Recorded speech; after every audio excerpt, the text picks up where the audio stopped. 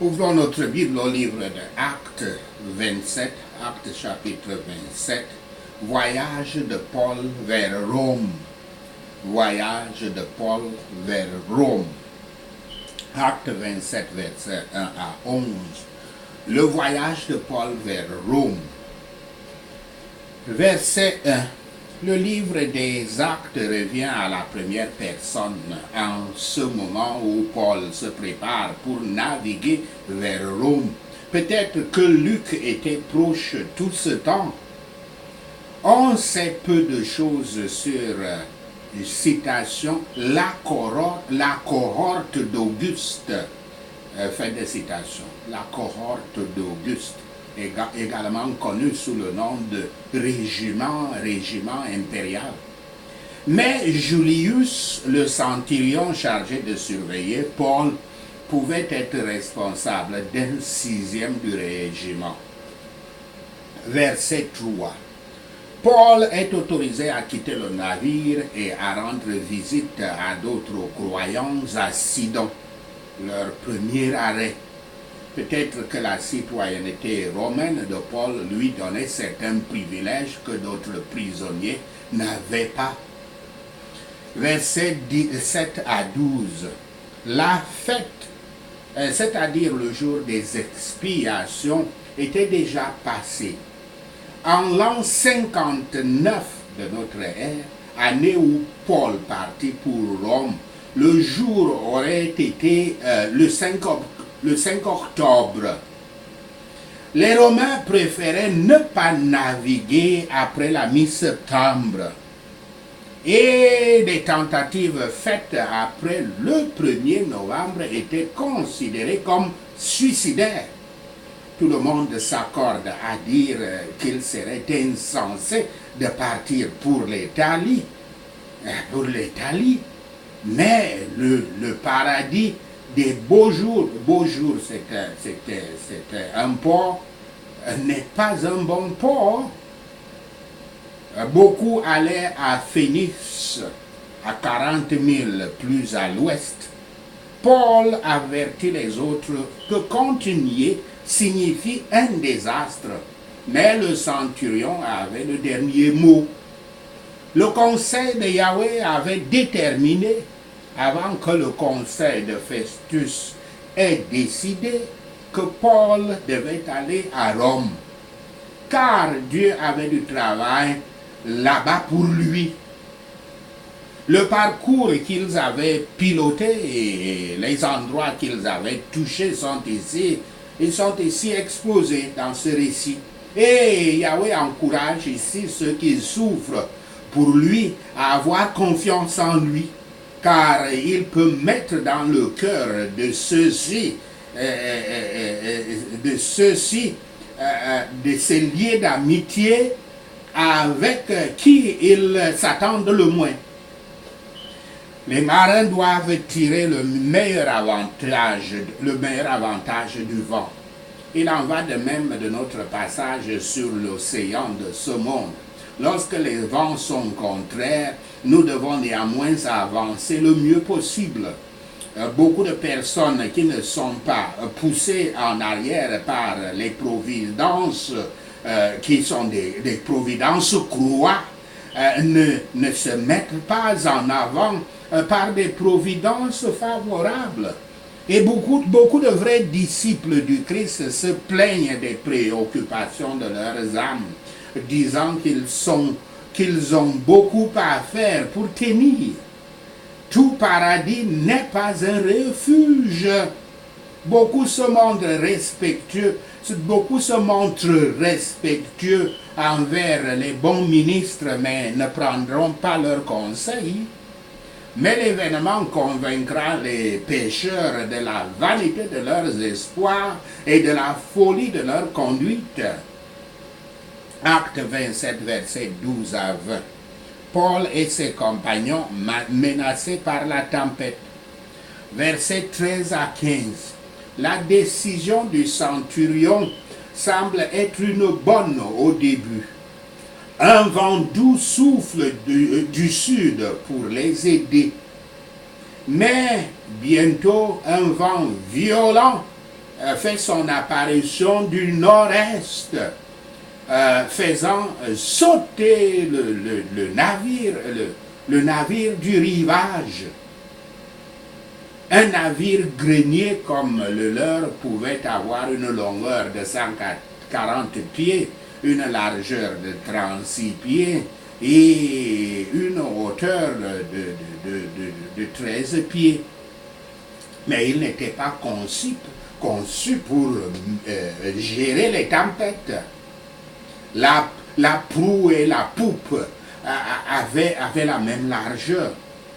Et il n'y avait pas de gouvernail. Ils étaient dirigés par deux grandes pagaies venant de chaque côté de la poupe. Un seul mât avec une grande voile carrée rendait impossible la progression du vent, ce qui mettait une pression considérable sur le navire. Ceux qui se lancent dans l'océan de ce monde avec un vent fort ne savent pas à quelle tempête ils peuvent se confronter et donc ne doivent pas facilement prendre pour acquis qu'ils ont atteint leur but.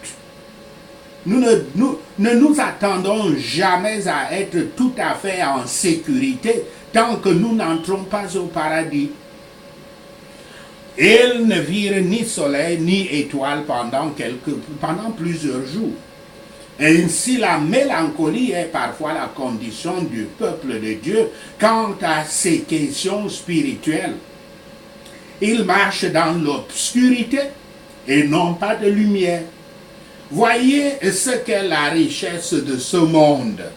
Bien que convoitée comme une bénédiction, le temps peut venir où elle sera un fardeau non seulement trop lourd pour être transporté en toute sécurité, mais assez lourd pour couler celui qui la possède.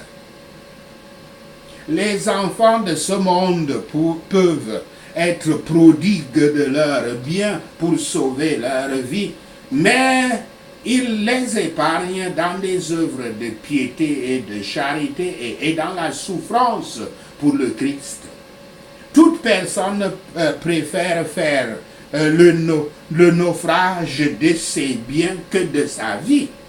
Mais beaucoup font plutôt le naufrage de la foi et d'une bonne conscience que de leurs biens. Les moyens utilisés par les marins n'avaient pas réussi.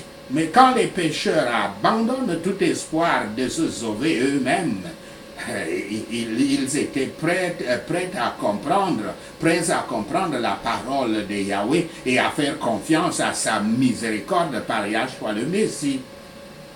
Acte 27, verset 21 à 29. Il reçoit une assurance divine de sécurité. Verset 22 à 26.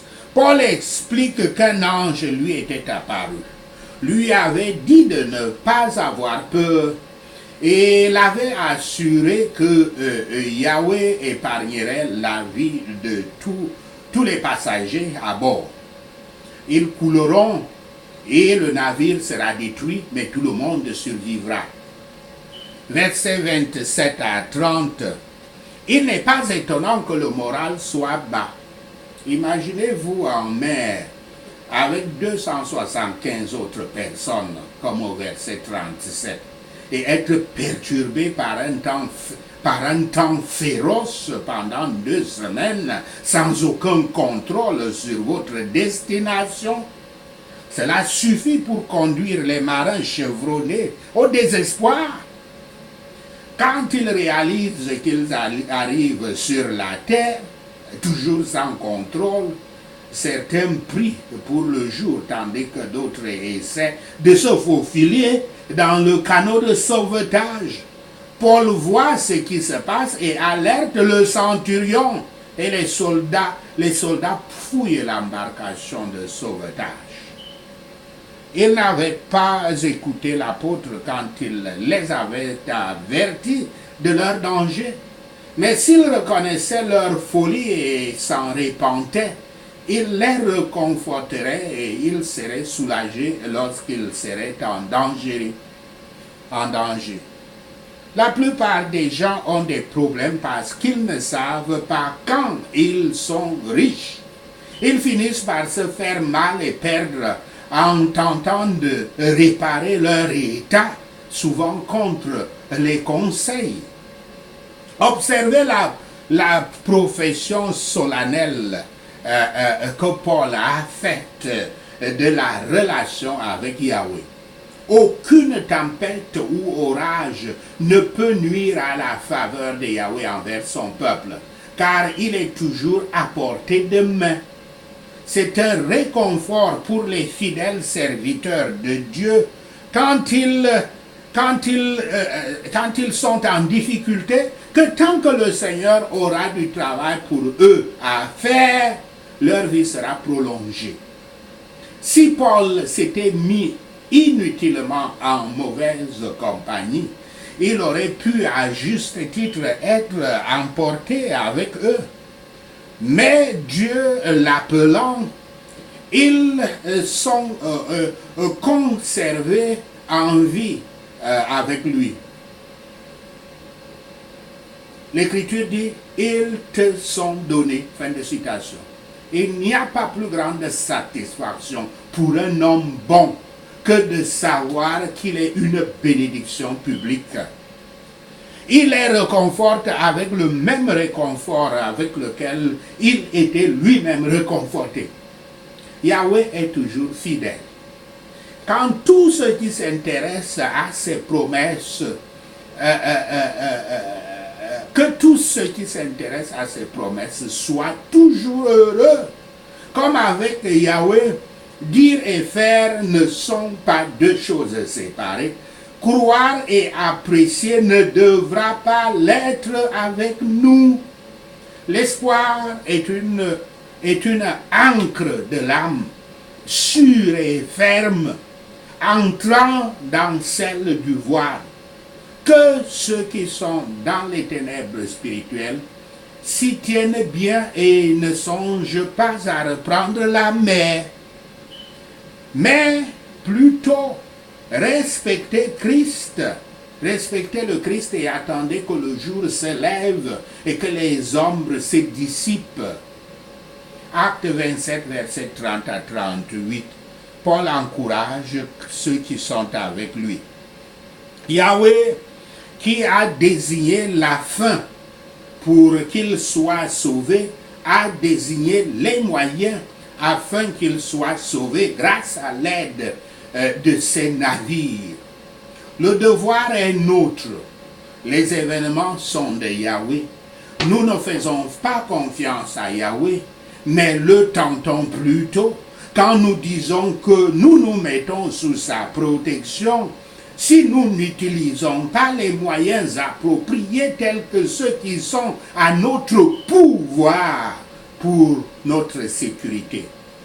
Mais combien égoïstes sont les gens en général, souvent même prêts à chercher leur propre sécurité par la destruction des autres.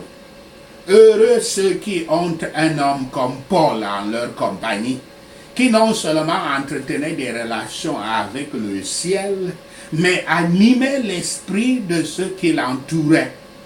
Le chagrin du monde opère la mort, tandis que la joie dans Yahweh est la vie et la paix dans les plus grandes détresses et les plus grands dangers. Le réconfort des promesses de Yahweh ne peut être que le nôtre, en croyant dépendre de lui pour accomplir sa parole pour nous. Et le salut qu'il révèle doit être attendu en utilisant les moyens qu'il désigne. Si Yahweh nous a choisis pour le salut, il a aussi désigné ce que nous il a désigné que nous l'obtiendrons ce salut, par le repentir, la foi, la prière et l'obéissance persévérante. C'est une présomption fatale. C'est une présomption fatale de l'attendre autrement que par ceci, par le repentir, la foi, la prière et l'obéissance persévérante. C'est un encouragement pour les gens de s'engager envers le Christ en tant que leur sauveur, lorsque ceux qui les invitent montrent clairement qu'ils le font eux-mêmes. Acte 27, versets 38 à 43. Ils font naufrage. Versets 39 à 41. Le plan de l'équipage était de faire naviguer le navire sur le rivage. Mais ils heurtèrent un banc de sable invisible. En conséquence, la barre fut rapidement coincée dans le sable tandis que la poupe était brisée en morceaux par les vagues battantes. Versets 42 à 44. Le centurion donne l'ordre à ceux qui savent nager de se rendre d'abord sur le rivage. Les autres trouvent des morceaux de navire, du navire battus et les utilisent pour flotter jusqu'au rivage. Et comme Paul l'avait promis, tout le monde arriva en toute sécurité sur le sable. Le navire qui avait résisté à la tempête en pleine mer, où il avait de la place, est écrasé quand il s'accroche vite sur le sable. Ainsi, si le cœur se fixe dans le monde avec affection et s'y attache, il est perdu. Les tentations de Satan le frappent et il est parti. Mais tant qu'il reste au-dessus du monde, bien que jalonné de soucis et de tumultes, il y a de l'espoir. Ils avaient le rivage en vue, mais avaient subi un naufrage dans le port. Ainsi, on nous apprend à ne jamais être en sécurité dans ce monde. Bien qu'il y ait de grandes difficultés dans la voie du salut promis, ce salut se réalisera sans faute. Il arrivera que, quelles que soient les épreuves et les dangers, tous les croyants arrivent au paradis en temps voulu. Seigneur Yahshua, tu nous as assuré qu'aucun de nous ne périra. Tu les ramèneras en sécurité sur la côte céleste. Et quel atterrissage cela va être! Tu les présenteras à ton Père Yahweh et donneras à ton Saint-Esprit la pleine possession d'eux pour toujours. Sachez ceci et le Seigneur Yahweh vous bénira. Prenons ces points de prière. Prions. Acte 27. Si tu dis que mon voyage sera désastreux et causera de grandes pertes au navire et à la cargaison et à nos propres vies, Seigneur Yahweh, je retourne vers toi pour des conseils et des solutions au nom de Yahshua le Messie.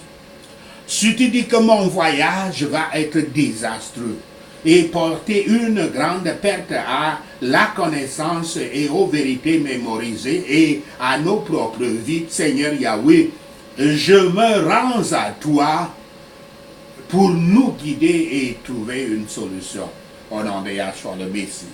Je n'écouterai pas l'homme ou les majorités qui décident, ou bien la majorité qui décidera que nous devrions naviguer, espérant atteindre la destination plus rapidement au nom de Yahshua le Messie. Ce vent d'une force d'ouragan, balayant et attrapant le bateau, je te laisse, je ne serai pas conduit au nom de Yahshua le Messie. Même quand nous avons pris un tel violent battage de la tempête, Nous ne jetterons pas la cargaison à la mer au nom de Yahshua le Messie. Même comme ni le soleil ni les étoiles n'apparaissent pendant plusieurs jours et que la tempête continue de faire rage, je n'abandonnerai pas tout espoir d'être sauvé au nom de Yahshua le Messie.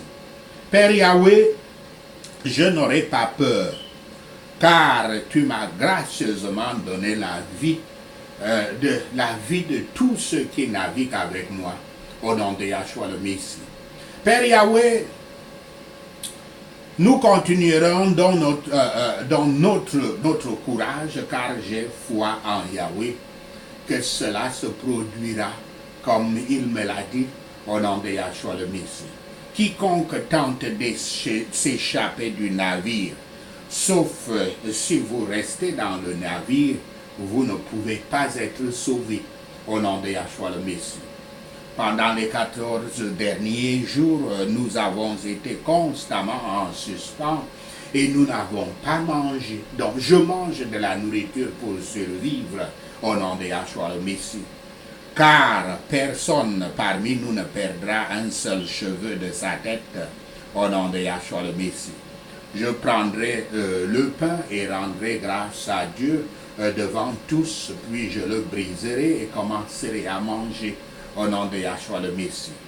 Le navire qui avait résisté à la tempête en pleine mer, où il y avait de la place, a été écrasé quand il s'accroche vite au nom de Yahshua le Messie. Car si le cœur se fixe dans le monde avec affection et s'y attache, il est perdu au nom de Yahshua le Messie. Les tentations de Satan frappent ce cœur et il est parti au nom de Yahshua le Messie. Mais tant que mon cœur reste au-dessus du monde, bien que malmené par les soucis et les tumultes, il y a de l'espoir au nom de Yahshua le Messie. Je ne pense pas être en sécurité, car même si nous pouvons avoir le rivage en vue, nous pouvons néanmoins subir le naufrage dans le port au nom de Yahshua le Messie. Bien qu'il y ait de grandes difficultés dans la voie du salut, dans le chemin du salut promis, il sera inévitable au nom de Yahshua le Messie. Il arrivera que, quelles que soient les épreuves et les dangers, tous les croyants arriveront au paradis en temps voulu au nom de Yahshua le Messie. Seigneur Yahshua, tu nous as assuré qu'aucun des tiens ne périra. Tu les amèneras en sécurité sur la rive céleste au nom de Yahshua le Messie. Quel atterrissage cela va être! Tu nous présenteras à ton Père et donneras à ton Saint-Esprit la pleine possession de nous tous pour toujours. Merci Seigneur d'avoir attendu nos prières. Merci Père Yahweh pour tes réponses à nos prières. Seigneur, nous te rendons gloire, nous te louons, nous t'adorons. Nous bénissons ton Saint-Nom. Au nom de Yahshua le Messie, nous prions. Amen. Alléluia.